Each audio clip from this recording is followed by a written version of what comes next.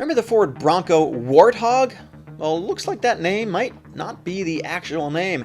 And I've got some news about two completely brand new platforms coming from Ford. Heading over to Ford Authority, it looks like they are reporting that the Ford Bronco Warthog will be called the Bronco Raptor after all. So no Warthog name now. We're getting back to the Raptor, which kind of makes sense when you think about it. And in fact, I think I was the very first one on YouTube to report that it was going to be called the Warthog. So looks like Ford has been very clever with their, I'm going to call it a deceptive marketing campaign behind the scenes. Let's see what Ford Authority has got to say about this. So this Ford Warthog name has been floating around for a little over a year now. So what are we going to see from this Warthog? So Ford actually trademarked the Warthog name, which leading many to believe the model would in fact be called the Warthog. Perhaps the Warthog is not going to be a model. Perhaps it's going to be a trim level or something like that, or an option package. Let's see. So in fact, there was a spy vehicle that Ford Authority spotted that had Warthog written in the wheel well. Apparently, so here we go, right here, Warthog shock cover. Maybe it's a shock. I don't know exactly. So Ford has pulled the wool over our eyes pretty successfully on this, and hopefully we're going to see the Bronco going into production pretty soon.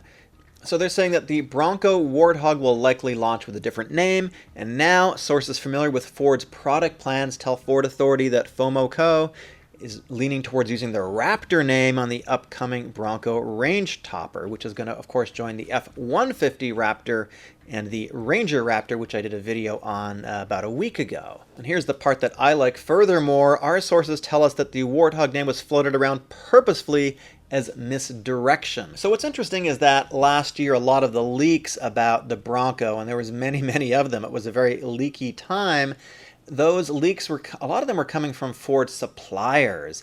And so my guess is that Ford deliberately leaked this name to some of the Ford suppliers as kind of a misdirection, because I think that was the source of a lot of the leaks. And Ford was pretty upset about those leaks at the time too. So this is yet another leak here. But you know, this sounds to be pretty credible to me. Let me know what you think. You think it's going to be called the Warthog? You think it's going to be called the Raptor? Do you think the Warthog is a trim level or a package or just complete misdirection? I don't really know at this point, but I'm willing to go with Raptor as the final name for this thing, and we know it is coming. I found this very interesting video on Instagram. This is the Warthog/Raptor out testing in the desert in California just a couple days ago. Let's zoom in and take a little look at this thing. Unfortunately, there's no audio. Let's zoom in a little bit on this testing here. Not a whole lot to see. We can see it's moving pretty fast. Looks like there's some camo on it, so not a ton to see. I wish we could see a little bit more, but this is kind of a long shot. Looks like a pretty long lens, or maybe even a cell phone, I'm not sure. And this is in Ocotillo Wells and Anza Borrego. Now, Ford Authority is saying we're going to get possibly two different engine choices with the Raptor. One of them is going to be straight out of the Lincoln Aviator, which is a 3-liter engine. It's a V6 EcoBoost. And in the Ford Explorer ST, it makes 400 horsepower and 415 pound-feet of torque. But then there is this hybrid version, and of course this is all speculation until Ford actually announces something, but this, they call it the Warthog here, will get the same 3-liter EcoBoost with an electric motor. This is, of course, in the Lincoln Aviator, the Grand Touring, which produces, 494 horsepower and 630 pound-feet of torque. Both of these are going to be made to a 10-speed automatic. These are the same rumors that we've been hearing for quite a while regarding the power plant, and I think that is fairly, it seems like this is likely to happen. Next up, let's talk about Ford and their two brand new platforms. So over here at automotivenews.com, they are reporting this morning that Ford is going to follow GM and VW with two brand new dedicated EV platforms by 2025. That's just 4 years away. Ford is making a big investment into EVs, and at least according to this article, they are trying to play a little bit of catch up with General Motors and of course VW, which already has some offerings out right now. The ID.4, for example, is their first real EV car slash SUV that they're bringing to the US market and of course internationally as well. So Ford is having an online event tomorrow called the Capital Markets Day. So I guess someone who's familiar with this event decided to let this information out a little bit early. According to Automotive News, the dedicated platforms will give Ford common architectures, including the shared chassis components, electric motors, and battery packs on which to base many of its future EVs. So they're talking about simplifying and reducing the expenses from logistics to manufacturing as it transitions from a global lineup of mostly fossil fuel products. Ford actually announced quite recently that they are going to move to full EV lineup in Europe by 2030. We can see over at Motor One. In February this year, Ford announced the plans to phase out the combustion engine from its European lineup by 2030. And the brand models range on the continent will be electrified by 2026. So we don't know what Ford is going to do in North America, and to me that brings up a really important question.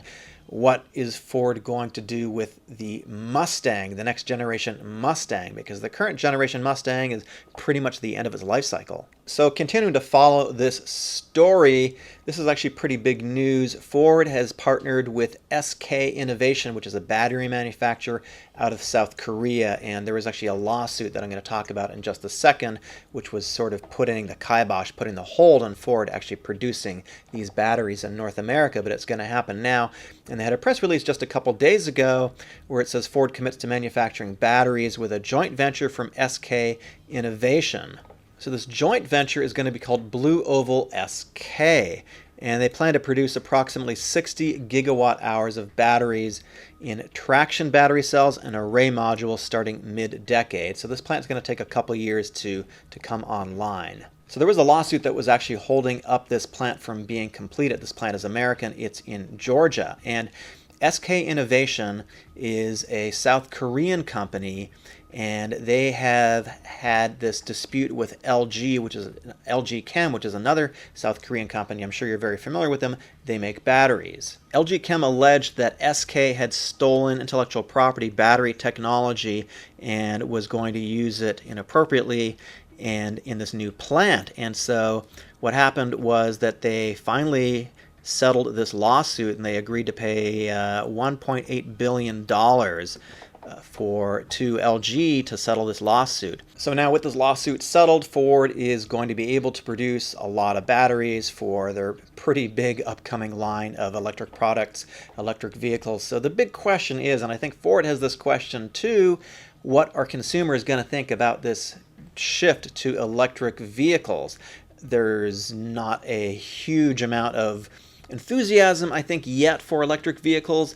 You can argue with me all that you want in the comments, but the sales aren't really there yet. There's obviously some issues with electric vehicles. They are not mainstream yet for a bunch of reasons related to charging, the speed of charging, range, all those kinds of things. While I'm not completely convinced of electric technology personally, I'm going to bite the bullet anyhow, and I have actually gone ahead and ordered a Mustang Mach-E GT Performance Edition, and it's going to be in this color. It's called Cyber Orange, and the Performance Edition has only 230 miles of range, but it does have, I think, 640 pound-feet of torque. And Ford says that you can take this to the track, which is what is really interesting to me, because I'm a kind of person that likes to go to the track and put down some lap time. So I'm very excited to get this and hopefully see how it performs at the track. It's a pretty heavy car, I'm not going to lie. I'm not like the biggest fan of SUVs personally, but I think this is something that is going to be really important moving forward for Ford. So I'm really looking forward to that. It's going to be at the end of this year, maybe even early in 2022 because of all the production delays. I had the opportunity to torture test a Bronco Sport recently. I just posted a video on it. I'm going to link it over here in the description. And it is really a great vehicle. I don't think anybody has torture tested a Bronco Sport more than I have. I took it through water, I took it on hill climbs, climbs, really abused the heck out of it, really took it off-road. It's actually quite good, so go ahead and check out the video. I had a lot of fun making it. I think it's a great video. My name is Eric. See you soon.